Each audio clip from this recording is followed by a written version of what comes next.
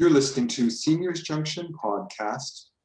We're working to eliminate seniors isolation one conversation at a time. Your host tonight, Dr. Namrata Bagaria, and myself, Dr. Paul Merkley. Our special guest, Dr. Sarah Geber, from an expert in solo aging. Thank you very much for coming, Sarah. Thank you for having me. I'm happy to be here. Could you tell us a little bit about yourself and your business? Sure. About 10 years ago, when I was doing organizational behavior, team building, and that kind of work, I realized that during some of my coaching sessions that my coachees, often anywhere from middle management up to CEOs of the company, were wanting to talk more about their retirement plans than their strategic plans. So it seemed like something was afoot. And being a baby boomer myself, I was working with mostly baby boomer executives, and we were all kind of thinking about the future. So shortly thereafter, I wound down my consulting work and started to do retirement coaching. A lot of people find it very challenging to leave a job, and sometimes you walk out the door on Friday and Monday morning you wake up and go, oh, what's next? And if people didn't think about that a little bit ahead of time or have someone to kind of help guide their thought process about that, it can be very, very challenging.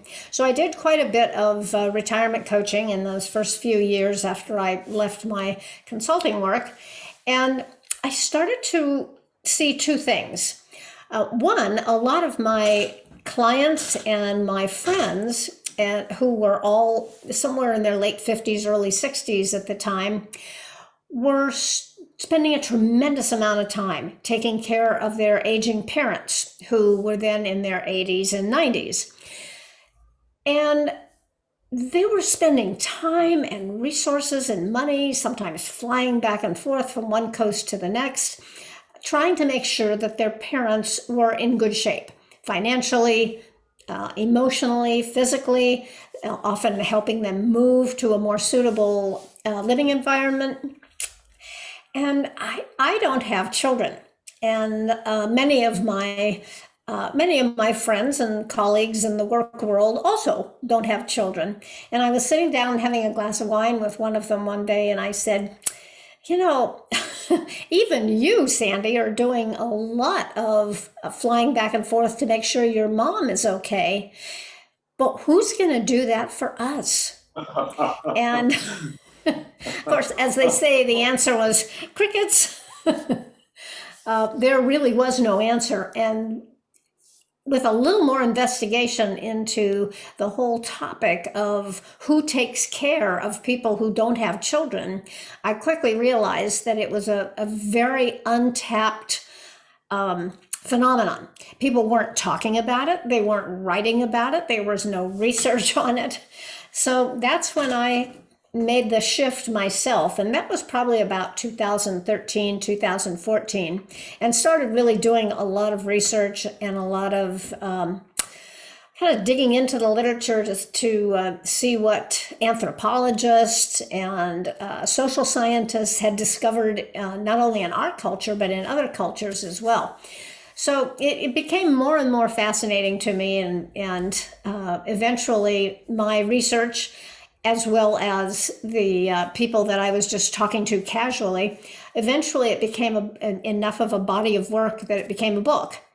So my book, called Essential Retirement Planning for Solo Agers, came out in 2018. And I've been writing and talking about it ever since to some very, very engaged audiences, because a lot of people haven't thought of that. But as I say, it's a thing. Thank you. Yeah, and given that this is what you see it very closely, you might also be seeing a lot of isolation. Firstly, it's across all seniors and might be especially for this population. What's different, what's same? So what are the pain points for solo agers and isolation? Well, that's a really good question, especially after these last 14, 15 months that we've all been isolated in many ways. I know I made a real concerted effort to make sure that my single friends had things to do, companions. We would talk on the phone, sometimes daily with a couple of them. I don't consider married people. Well, let me put it another way. I think that married people can very much be solo agers. I am married myself, but my husband and I don't have kids. So one of us is, of course, going to predecease the other unless we get hit by the same bus on the same day. So we're both planning as though we are going to be solo agers because we just don't know. Nobody has a crystal ball, so nobody knows who's going to predecease the other. So married people can be solo agers, and of course there's a lot of people who are living alone that do have kids, and especially with COVID, that has led to a scary amount of isolation and loneliness. Certainly solo agers, people that don't have kids, and if you're kind of a double solo ager, you don't have kids and you live alone, and you're over 60, there's vulnerability there. So there are many, many things that I've seen come about over these last 12, 14 months to help people not be so alone. And of course, a lot of that is virtual or digital. It's made a huge difference in the lives of millions of people, especially, at least in this country it has. I have not kept up very much on that particular avenue with people in other countries, but there's a number of online groups that have just gotten started that are solely for the purpose of bringing older adults together, either for discussion, for education. They often have workout classes, and people are finding life on their computer or on their tablet or however they're getting it, but they're having connections that way that are very important for them.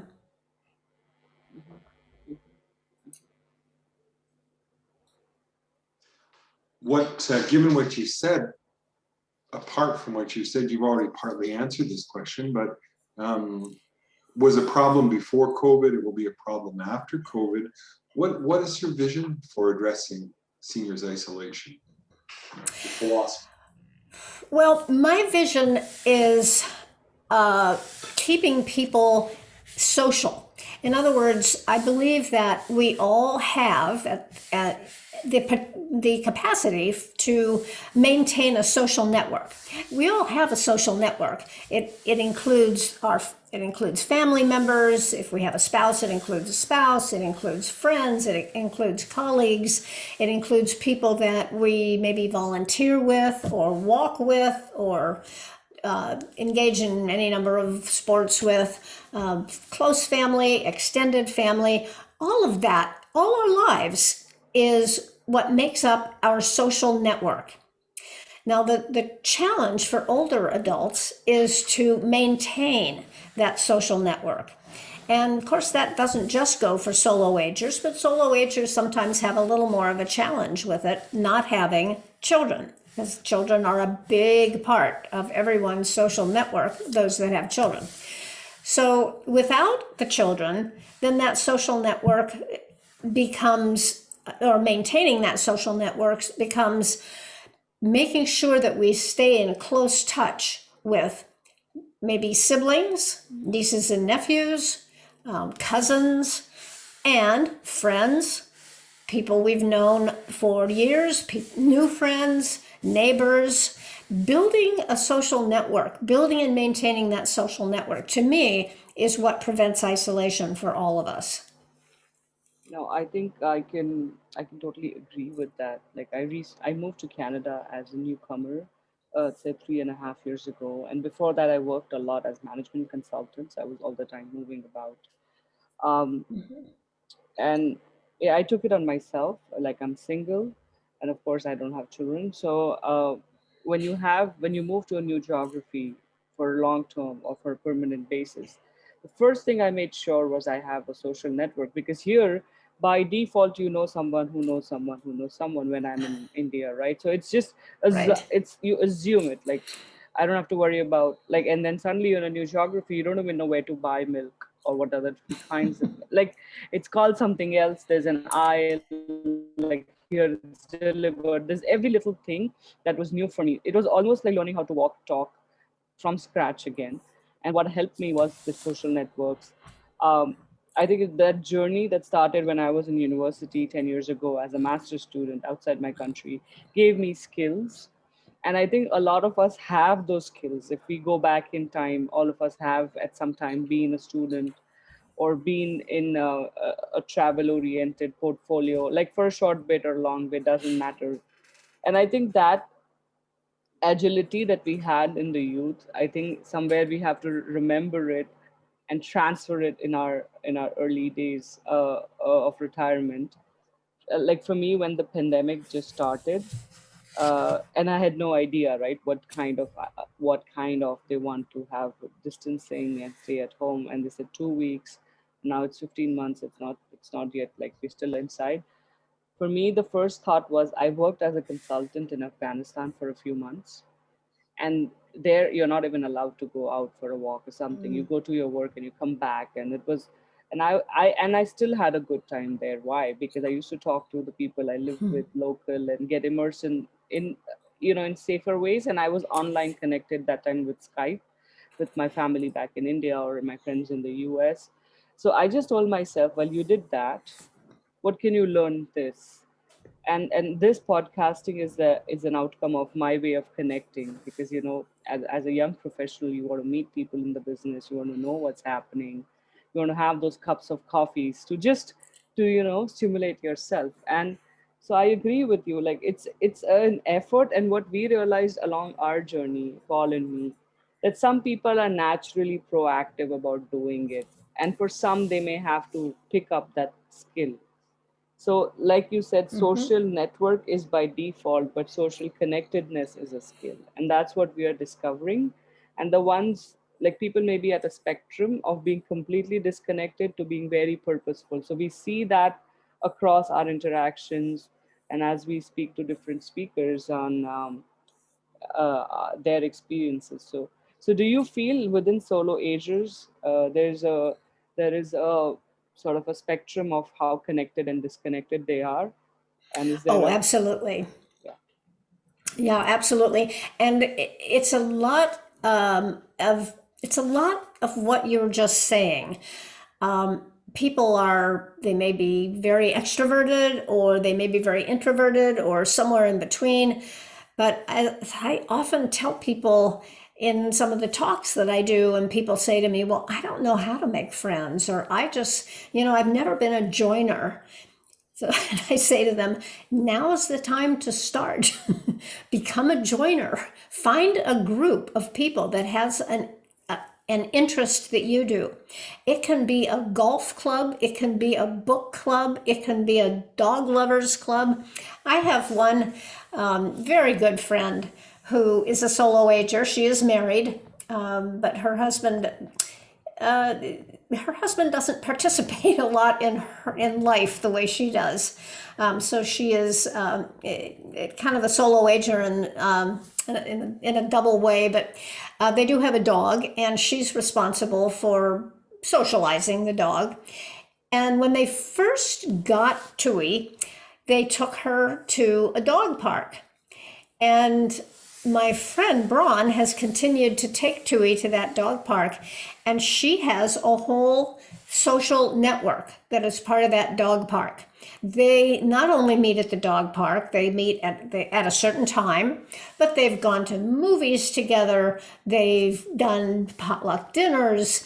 And so social networks can come from so many different yes sources. And that was a source for her that was very, very productive. And that was 12 years ago. It's still going strong. I think it's going strong online now, but I'm pretty sure it'll be back together in person here quite soon. So it's just an example of how you can find social networks. And it just takes a little application. Some people find that their religious institution, whatever that may be, is a great way to build a social network. And for a lot of more introverted people, it can be a kind of an or acceptable way of doing it without having to reach out too far. Because once you join a religious organization, a church, a synagogue, a mosque, whatever it might be, they usually want to kind of suck you in, absorb you to be part of their community and see now where is this person going to fit best? How can we best meet her or his needs? And so it almost happens organically when you join an organization that really cares about the welfare of the organization as well as the welfare of their members. So I suggest that to people too. A lot of people haven't been part of a religious organization for many, many years, if they ever were, but it's never too late. And you can get, as religious or as orthodox or not as you want, because I think there's religious institutions that in all religions that kind of lean one way or the other. They're more liberal or they're more orthodox, and you can take your pick. So that's another way of becoming more social later in life. Yeah. And typically I would ask this question about what are the opportunities and challenges, but I wanted to ask a little bit, if you, when you speak on this, can you tell the difference between the two genders? Because we feel there's a difference between the way isolated women, their challenges and opportunities, and isolated men. Yeah, I do find that women are more creative. They're more willing usually to make a change in their life. They're more social. Even the ones that are introverted by nature, usually, especially people who have been single a long time, they've found ways to connect. They've found ways to be part of the world without having a spouse. And of course, there are so many single people these days, more and more all the time. I mean, at least in the US anyway, I think 30-something% of our population is solo of all ages. So people are getting married later. The rate of childbirth went way down with the baby boomers. Almost 20% of baby boomer women did not have kids. And then it got a little better or worse, or however you want to put it, with the couple of generations that followed. But now our birth rate is way down again. So that people have to figure out ways to build a social network around them when they don't have the kids that kind of fill it in organically. But we've found ways. Men, on the other hand, don't have as easy a time. I strongly recommend to men that they find something to join. Whether it's a religious organization or if there's any sport they're interested in or any game they're interested in, there's always organizations around that can put you with other people of like interest. And what are the biggest challenges men and women face when trying to connect, through getting out of this isolation piece? Like, what are the main challenges they face? Well, just a reluctance to get out there. I mean, that's really I think I've really kind of enumerated the challenges already. It's it's the reluctance somehow, or the denial that they need to. People need to realize that isolation is not a good thing. It leads to loneliness, and we know that isolation and loneliness lead to earlier potential dementia. It's connected, it's correlated with all kinds of physical ailments, from heart trouble to diabetes. It just goes on and on. The research of the last 10 years, probably the most showy research that I keep hearing reported over and over again is that isolation and loneliness are more deadly to us, more toxic than 15 cigarettes a day. So that's a startling statement, really. So yeah, it's Yeah, pretty dangerous. and that coupled with sitting, because a lot of them watch TV, and sitting is worse Yes. than smoking. So you're lonely and Right. you're sitting on a couch watching TV, which is double whammy. Yeah. Yeah. Um, Sure is.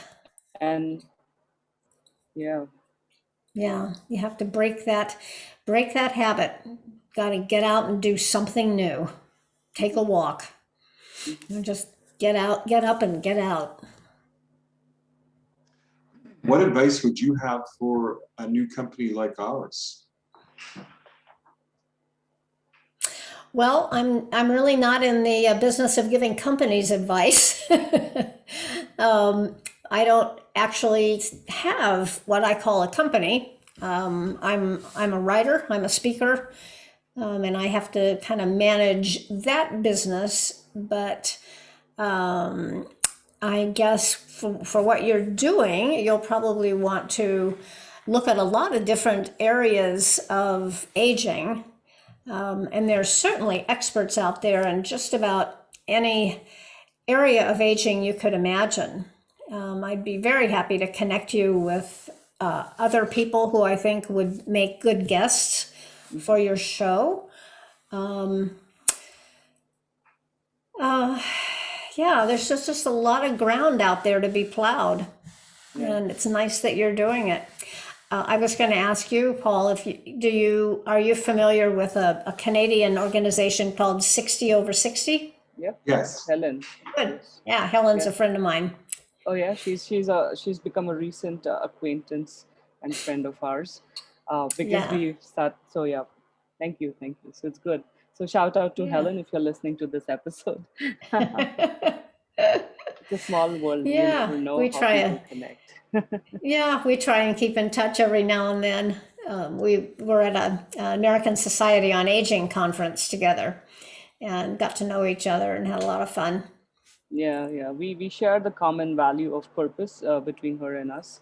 So that's where we got connected. I think she's also living in the same city as me. So hopefully when restrictions lift up, I hope to meet her. We spoke about that. We should meet for a real in-person Yeah. coffee, not like just virtual. But let's see when that happens. It seems a little far away with our vaccination rates. So yeah. Oh, Anyway, so yeah. so, if people want to find more about your book and your company website, can you please share your coordinates? Sure. You can reach my website in a couple of different ways. You can get to it with my company name, which is Life Encore, LIFEENCORE.com. Or you can get there with just putting in my name, which is Sarah Zeff Geber, and again.com. Both will take you there. You can also find me on LinkedIn. And my book is available on Amazon and all of the other online booksellers. It's also available in a lot of libraries. And if you prefer doing business with your local bookstore, they can certainly order it for you. So again, it's called Essential Retirement Planning for Solo Agers. Awesome. This was such a wonderful session. I'm Thank a you very potential much. solo ager, so I have ways ahead to prepare. So, thank you so much. And I'm already there. so, yes, so we are inspired to do what we do and learn from people who know what we where we'll be. Thank you, everyone, for listening. Thank you.